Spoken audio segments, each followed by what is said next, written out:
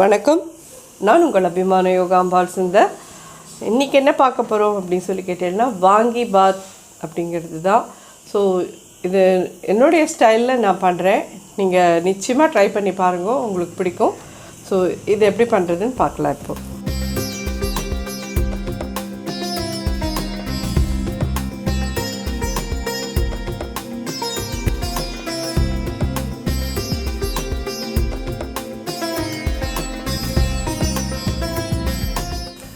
இதுக்கு வந்து ட்ரையாக ஒரு சில சாமான் வறுத்துக்கணும்.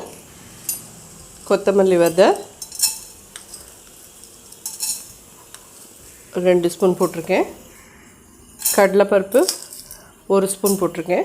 உளுத்தம்பருப்பு ஒரு அரை டீஸ்பூன் போட்டிருக்கேன். வெந்தயம் சின்னதாக கொஞ்சம் 1/4 டீஸ்பூனுக்கும் கம்மியாக. மிளகும் அதே மாதிரி 1/4 டீஸ்பூன் கம்மியாக, ஒரு 10-15 இருந்தால் போதும். ஒரு அரை டீஸ்பூன் கிட்ட ஜீரகம், அதேமாதிரி ஒரு 2 துண்டும் பட்டை போடுறேன், 4 கிராம்பு போடுறேன். இதெல்லாம் தான் அதோட மெயின் வாசனையே. 2 ஏலக்காய் போடுறேன். இல்லை ட்ரையாக ரோஸ்ட் பண்ணிக்கலாம். ஸோ நம்ம பண்ண போகிற இந்த ரைஸ்க்கு வந்து ஒரு 4 மிளகா வத்தலும் போடுறேன். எல்லாமே ட்ரையாக ரோஸ்ட் பண்ணலாம், நல்ல கலர் மாறணும், அவ்வளோதான். அதேமாதிரி நான் இன்றைக்கி பண்ண போகிற இந்த வாங்கி பாத்தில் வந்துட்டு வெங்காயம் யூஸ் பண்ணல. வெங்காயம் வேணுங்கிறவா வெங்காயம் நறுக்கி போட்டு இது பண்ணிக்கோங்க. இந்த பவுடர் அதே மாதிரி நீங்கள் முன்னாடியே பண்ணி முதல் நாள் ஈவினிங்கே வேணாலும் பண்ணி எடுத்து வச்சுக்கலாம். ஆர் நீங்கள் ஒரு வாரம் கூட இது ஒன்றும் பிரச்சனை இல்லாமல் இருக்கும், நீங்கள் வச்சுருக்கலாம். பண்ணி ஃப்ரிட்ஜில் எடுத்து வச்சுட்டுருங்க. எப்போல்லாம் வேணுமோ அப்போல்லாம் கூட நீங்கள் போட்டு பண்ணிக்கலாம், ஒன்றும் பிரச்சனையே இருக்காது இது. ஆனால் ட்ரையாக ரோஸ்ட் பண்ணுங்க. அடுப்பு பாருங்க, சின்னதாக தான் வச்சுருக்கேன். எதுவும் தீஞ்சு போகக்கூடாது. ட்ரையாக மெதுவாக ரோஸ்ட் பண்ணி எடுத்துட்டுருவோம். ஸோ இந்த பவுடர் முன்னாடி பண்ணி வச்சுட்டேன்னா உங்களுக்கு ஜஸ்ட்டு கத்திரிக்காயை வதக்கிட்டு சாதம் ஒரு சைடில் ஆயிருந்ததுன்னா எடுத்து போட்டு பண்ணுறதுக்கு ஹார்ட்லி ஒரு 20 minutes to half an hour முடிச்சுட்டு இல்லைங்க. ஸோ இப்போ நம்ம சொல்கிற இது எல்லாமே half an hour 40 minutes முடிகிற ஒரு சமையல் தான். கொஞ்சம் கலர் மாறி எடுத்துனோன்னா இந்த ஸ்டேஜில் இதில் தேங்காய் போடலாம்.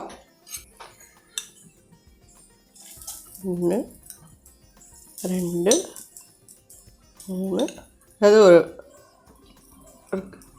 4 டேபிள் ஸ்பூன் கிட்ட போட்டிருக்கேன். இதையும் நல்லா ட்ரையாக வறுத்துக்கலாம். நம்ம பார்த்தீங்கன்னா இது நல்லா வறுப்பட்டாச்சு.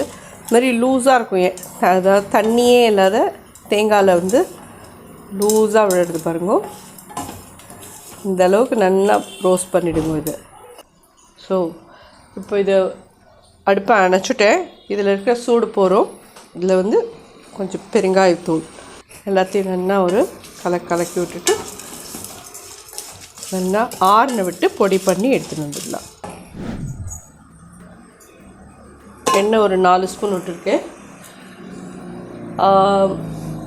உங்களோட சௌகரியம், ரீஃபைண்ட் ஆயில் ஆர் கடலெண்ணெய் எது வேணாலும் நீங்கள் விட்டுக்கலாம்.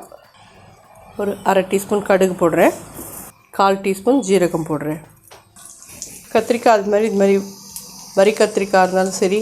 ஆனால் இந்த உஜாலா கத்திரிக்காய் வந்து அப்படியே குழஞ்சி போயிடும். அதுக்கு பதிலாக நீங்கள் பச்சை கத்திரிக்காய் கிடைக்கும் இல்லையா, அது வாங்கினாலும் சரி. இல்லை இந்த மாதிரி வரி கத்திரிக்காய் இருந்தாலும் சரி, அது 2த்துல எதுவாக இருந்தாலும் நல்லாயிருக்கும். ஏன்னா கத்திரிக்காயோட உருவம் தெரியணும் இல்லையா உங்களுக்கு. ரொம்ப இந்த உஜாலா கத்திரிக்காய் கொஞ்ச நாள் ஆனாலே உருவமே இல்லாமல் போயிடும். அப்படியே கடுகு ஒடிக்கிறது. ஒரு 1.5 ஸ்பூன் கடலைப்பருப்பு மட்டும் போடுறேன்.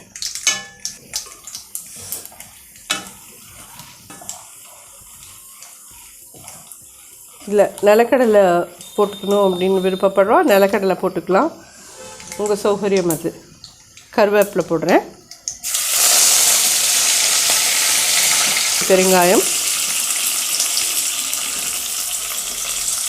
இந்த கத்திரிக்காயை இதில் போட்டுடலாம்.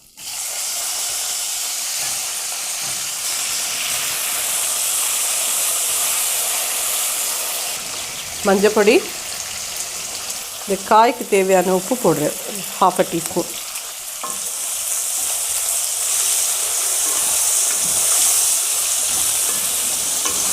ஸோ இது நான் வந்து வித்தவுட் ஆனியன் பண்ணுறேன்.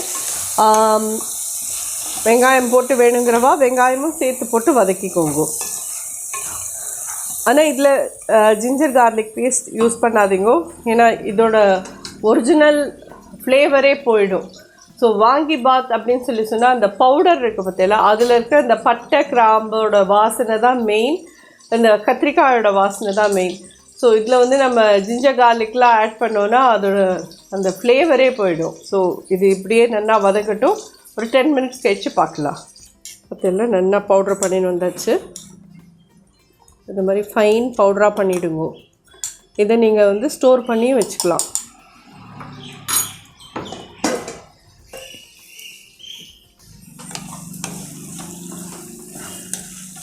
கத்திரிக்காயும் நல்லா வதங்கியிருக்கு.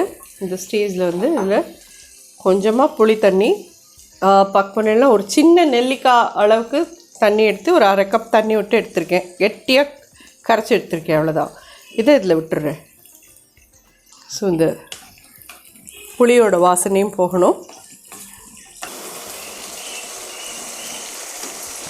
ஸோ அது ஒரு 10 மினிட்ஸ் ஆச்சா நமக்கு வதக்கிறதுக்கு. ஸோ இப்போ இதோட ஒரு 5 மினிட்ஸ் கொதிக்கிறதுக்கு, இந்த பச்சைப்புளி வாசனை போகணும். ஒரு 5 மினிட்ஸ் 15 மினிட்ஸ். இந்த பொடியெல்லாம் நம்ம வந்து வறுத்து அரைச்சோம், அது ஒரு 5 மினிட்ஸ். So 20 minutes.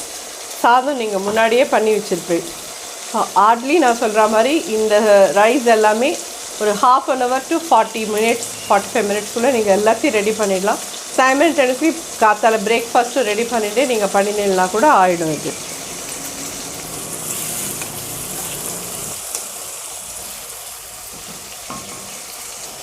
நம்ம இந்த பொடி பண்ண இந்த இதையும் நம்ம போடலாம்.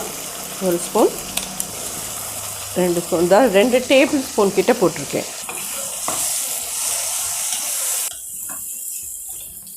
இந்த 1 கப் ரைஸை இதில் ஆட் பண்ணலாம்.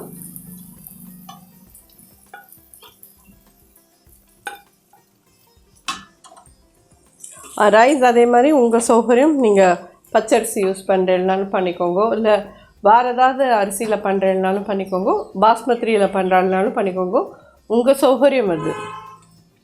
இன்றைக்கி எனக்கு மிச்சம் 2 சாதம் பண்ணுறதே பாஸ்மதி இருந்தது. ஸோ அதை வச்சே இன்றைக்கி பண்ணியிருக்கேன். அதுதான். அடுப்பை அணைச்சிட்றேன். இன்னும் சாத்துக்கு தேவையான உப்பு போடுறேன். சாத்துக்கு தேவையான உப்பு ஒரு 1/2 டீஸ்பூன் போட்டுடுறேன். ஸோ இது நல்லா கலந்துடுறேன். ஃபைனலாக கலந்துட்டு பார்க்குறேன். ஸோ ஃபைனலாக இதில் ஒரே ஒரு டீஸ்பூன் நெய் விடுங்கோ, கொஞ்சம் கொத்தமல்லி. இதில் வந்து வெல்லம் வேணுங்கிறவா கண்டிப்பாக கத்திரிக்காய் வதங்கிறதையே இந்த புளிஜலை விட்டோம் பார்த்தீங்கன்னா அப்பயே வெல்லம் போட்டுக்கோங்க. எங்களுக்கு வெல்லம் பிடிக்காததுனால நாங்கள் போடலை, அவ்வளோதான். ஏன்னா கத்திரிக்காய் சாதத்தில் வந்து ஒரு மாதிரி சில பேருக்கு இது ரொம்ப பிடிக்கும், இல்லைன்னு நான் சொல்லலை. பிடிச்சவா கண்டிப்பாக யூஸ் பண்ணிக்கோங்க. இது என்னுடைய ஸ்டைல் ஆஃப் இது உங்களுக்கு கண்டிப்பாக பிடிக்கும்னு நினைக்கிறேன். பிடிச்சவா இந்த மாதிரி ட்ரை பண்ணி பார்த்துட்டு எப்படி இருந்ததுன்னு சொல்லுங்கள். ஸோ இந்த லஞ்ச் பாக்ஸ் ரெசிபியும் ரெடி ஆகிடுது. எல்லாமே ஒரு 1/2 an hour 45 மினிட்ஸ்க்குள்ளே ரெடி ஆகிடுது. ஸோ கண்டிப்பாக ட்ரை பண்ணுங்க. அடுத்த ரைஸ் பார்க்கலாம். ஸோ இப்போது நம்ம அடுத்தாப்பில் பார்க்க ரைஸ் என்னென்னு கேட்டீங்கன்னா சன்னா ரைஸ். சன்னா அப்படின்னா காபூல் சன்னா யூஸ் பண்ணியிருக்கேன்னு நினைக்காதீங்கோ.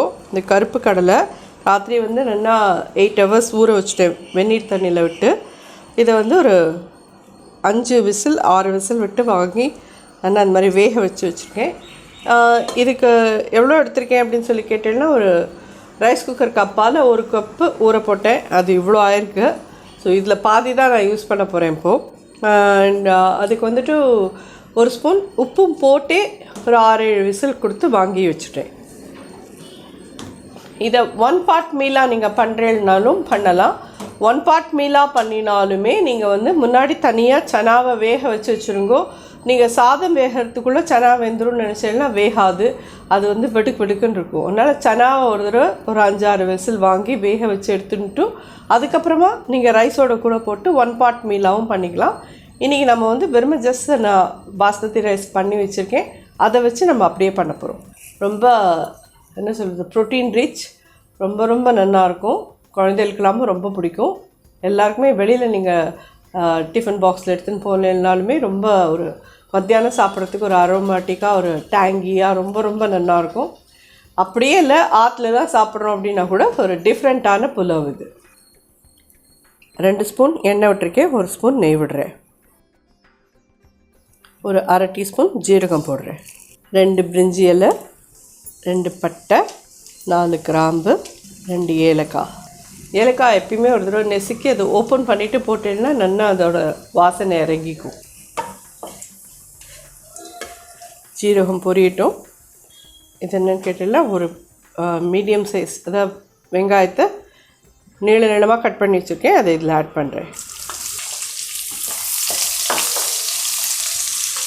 இதேமாதிரி ஒரு அரை இன்ச் திருகின இஞ்சி இது இதில் போடுறேன். பூண்டு வேணுங்கிறவா இந்த இஞ்சியோடு சேர்ந்து திருகி போட்டுக்கோங்க. நான் பூண்டு யூஸ் பண்ணல. மஞ்சப்பொடி ஒரு 1/4 டீஸ்பூன்,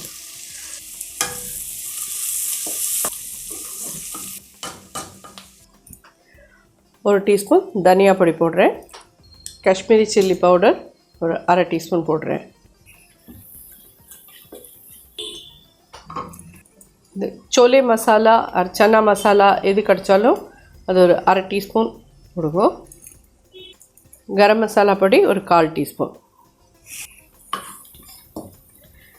இந்த ஸ்டேஜில் இது 3 தக்காளி, சின்ன தக்காளி தான் 3 எடுத்துருக்கேன், இதில் போட்டுறேன்.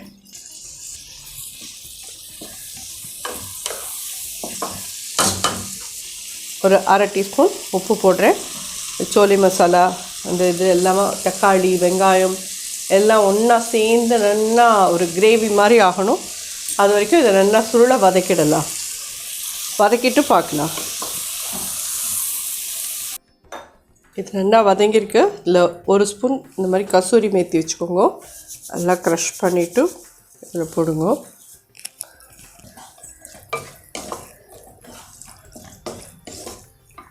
இதில் இந்த பாதி சன்னா நான் போடுறேன், இப்போது ஃபுல்லாக போடல. இது எல்லாத்தையும் நல்லா வதக்கிட்டோம். ஸ்டேஜில் 1 கப் ரைஸ் இதில் ஆட் பண்ணலாம். ரைஸ்க்கு தேவையான உப்பு ஒரு அரை டீஸ்பூன் போடுறேன்.